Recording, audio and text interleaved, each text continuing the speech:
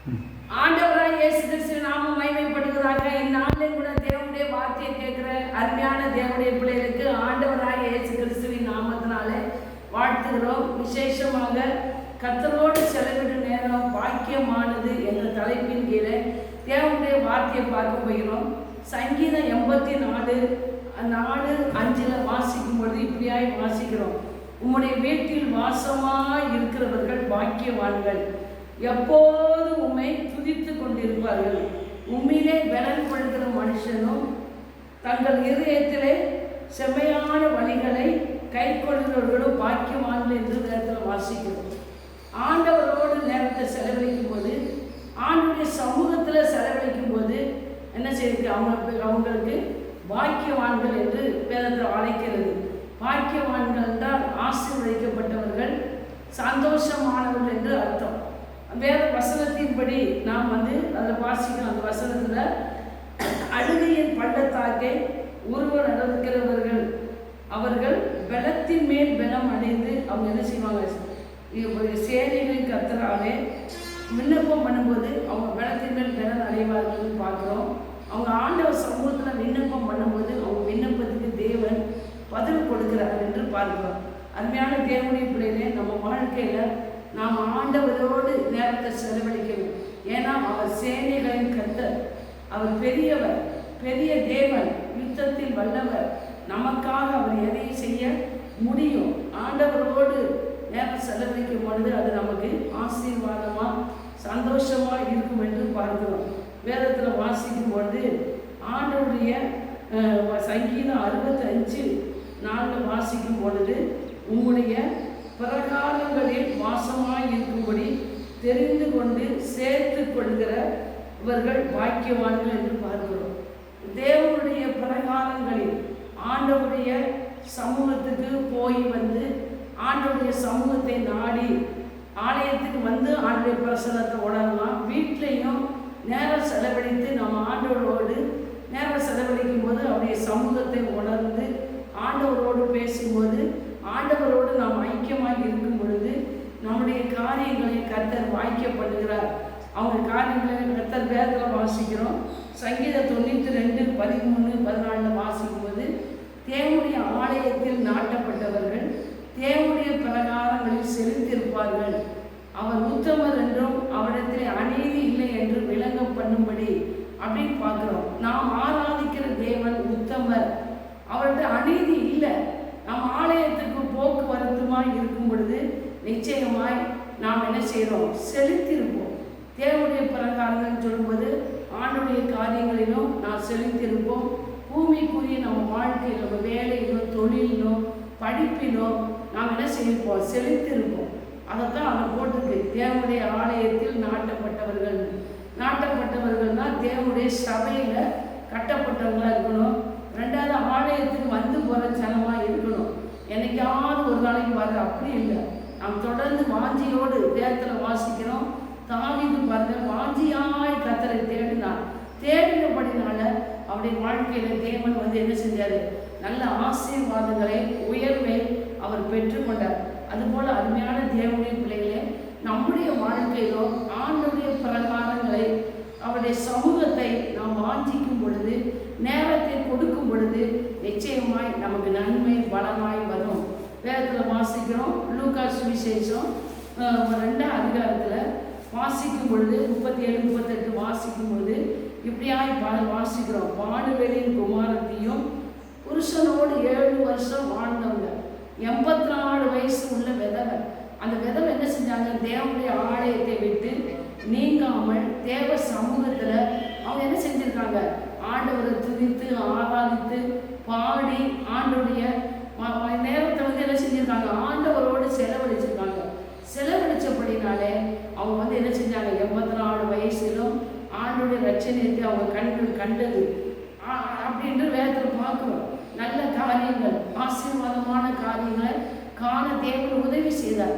அதுபோல் நம்ம ஆண்டவரோடு நேரம் செலவழிக்கும் போது பாட்டு பாடி ஜெபம் பண்ணி ஆராதித்து நாம் நேரத்தை செலவழிக்கும் பொழுது நிச்சயமாய் தேவனாலே நமக்கு நன்மை கிடைக்கும்.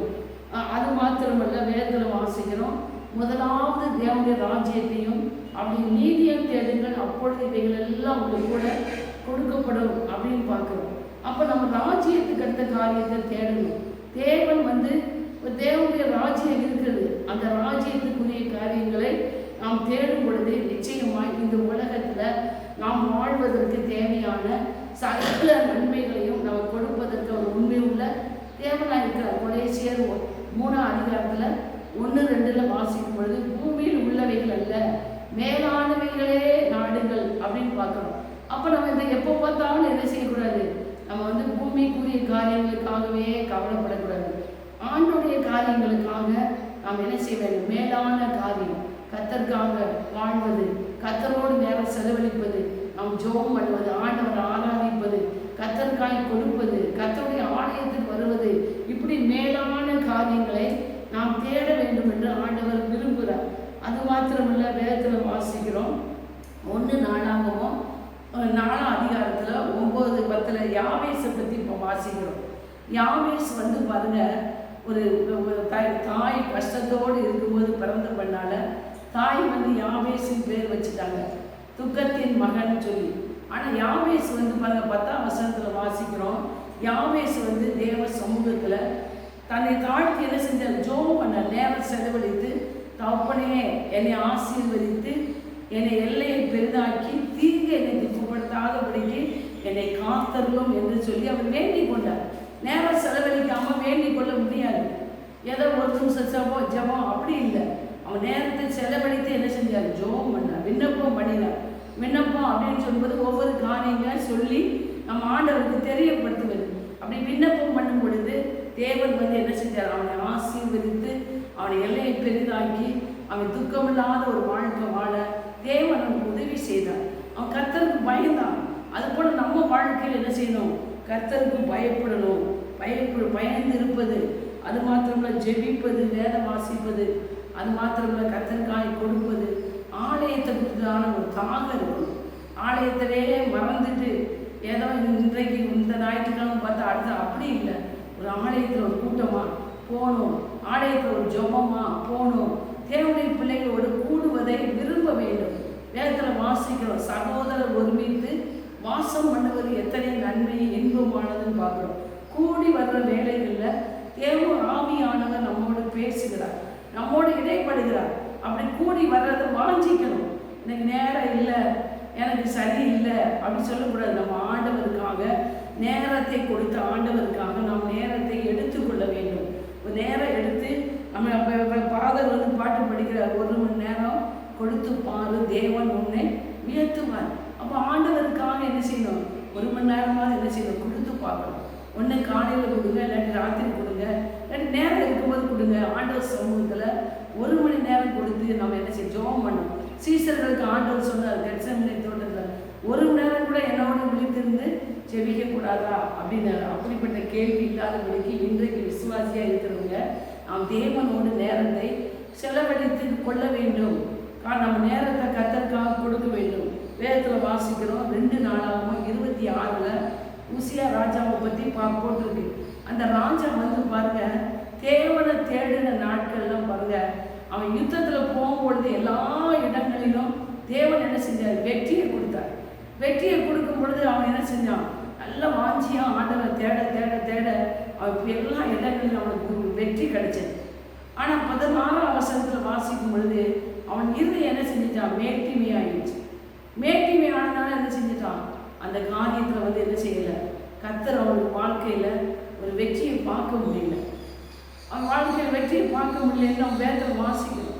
அதுபோல் நம்ம கர்த்தரை தேட தேட தேட நம்முடைய பிரகாரங்கள், தேவனுடைய காரியங்கள், நம்முடைய காரியங்கள், நாம் கர்த்தரை குறித்ததான ஒரு நோக்கத்தோடு இந்த உலகத்தில் வாழணும். நோக்கம் இல்லாமல் ஒரு உணர்வு இல்லாத மனுஷனாக இருக்கக்கூடாது. வேதத்தில் வாசிக்கிறோம், உணர்வு இல்லாத இருள் அடைந்தது. நம்ம என்ன செய்யணும், தேவனை குறித்ததான ஒரு நோக்கம் இருக்கணும். நாம் ரட்சிக்கப்பட்டதுக்கு, ஆண்டவரை ஏற்றுக்கொண்டதுக்கு ஒரு முகாந்திரம் இருக்குது. நாம் நேரத்தை அவர் கொடுக்க வேண்டும், அவரோடு நேரம் செலவழிக்கணும். உலகத்துக்காக எவ்வளவோ நேரம் கொடுக்கணும். ஆண்டவருக்காக என்ன செய்ய வேண்டும், 1 மணி நேரம் ஆண்டவர் சமூகத்தில் நம்ம விழித்திருந்து ஜெபிக்கணும். நேரத்தை எடுத்து ஜெபிக்கும் பொழுது தேவனை தேடுகிறதுக்கு நம்ம நேரத்தை ஒதுக்க வேண்டும். சாப்பிட்றதுக்கு நேரம் ஒதுக்குறோம், வேலைக்கு போகிறதுக்கு நேரம் ஒதுக்குறோம், தூங்குறதுக்கு நேரம் ஒதுக்குறோம், ஆண்டவருக்காக ஜீவிப்பதற்கு நாம் நேரத்தை ஒதுக்கி ஆண்டவரோடு யோபு சொல்றாரு 22:21 அவரோடு பழகி சமாதானமாய் இரும், நன்மை உனக்கு பலனாய் வரும் அப்படின்னு சொல்றாரு. அப்போ நம்ம ஆண்டவரை ஏற்றுக்கொண்ட ஒவ்வொரு தேவனுடைய பிள்ளைகளும் அவரோடு பழகணும். அவரோடு நம்ம பழக நிச்சயமாக நமக்கு என்ன செய்ய நன்மை பலனாய் வரும்.